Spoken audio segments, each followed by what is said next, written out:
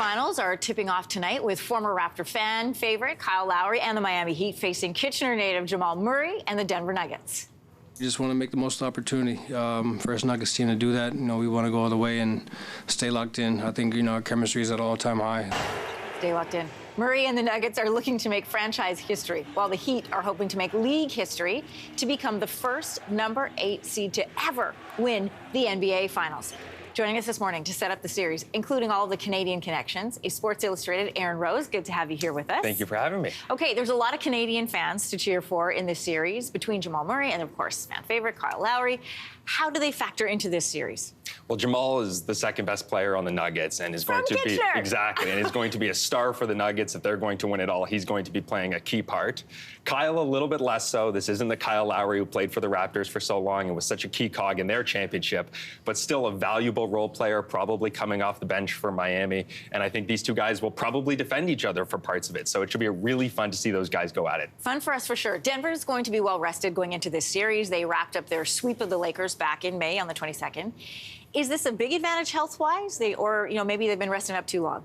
I think if you're Miami, you had an opportunity when you took a 3-0 lead against Boston to wrap up that series, go home and rest up. But because that series went 7, they might be really tired. They have a few injuries. They're still dealing with the getting banged up in that series. So yeah. I think the edge goes to Denver for sure, having that extra time off. Okay, well, the Heat have been surprising everyone through this entire playoff run. They've made it through the play-in tournament. They're going on to beat the best in the Eastern Conference. So they are the heavy underdogs in this series, but they have proven you cannot write them off. Every time somebody tries to pick against them, they go out there, and as you mentioned, the 8th seed, I thought they were going to lose to DeMar DeRozan in the play-in tournament, and they win that. They make it on. They beat the Bucks, the best team in the East. They beat the second best team in the East, in the Boston Celtics. So it's tough to pick against them. I know that's what most people are doing, but picking against Jimmy Butler in this playoffs has been a bad decision so far. With the Golden State's Andrew Wiggins playing a big role in the finals last year, Murray, of course, leading the Nuggets this year. What does this kind of exposure on the world's biggest stage or court, so to speak, do international opinion of Canada and basketball? Where does it sit for basketball in this country? And Shai Gilgeous-Alexander is another one, a first-team All-NBA guy. Yeah. It just shows that Canada is right up there with the best countries in the world. And I think it's not just the United States anymore. We're seeing players from around the world. You have the Greek freak, Giannis Antetokounmpo from Greece. All these players around the world are making an impact on the NBA. And hopefully we will see Canada back in the Olympics very soon. It's been a long time, but these guys are making an impact, and hopefully we'll see them on the world's biggest stage internationally. I don't know if it's all the bratwurst at Oktoberfest or whatever it was, but it's serving Jamal Murray really well.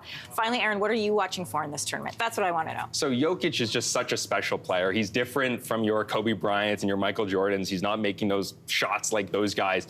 But his passing, it's just so incredible. He's a guy that nobody thought was going to be a star in the NBA, a second-round pick. But to see him play night after night, the passing he makes, it's really fun. And I encourage anyone who's interested in basketball, watch Nikola Jokic. Okay, finally, what's your prediction?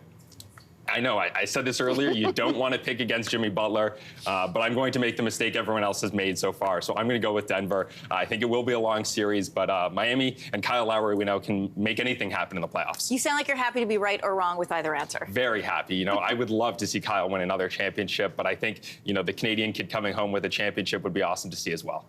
Wouldn't it be great if they could come here? I mean, I'm getting ahead of myself, but that would be pretty fun. Hey, Aaron, great to have you in studio. Thank you for having me.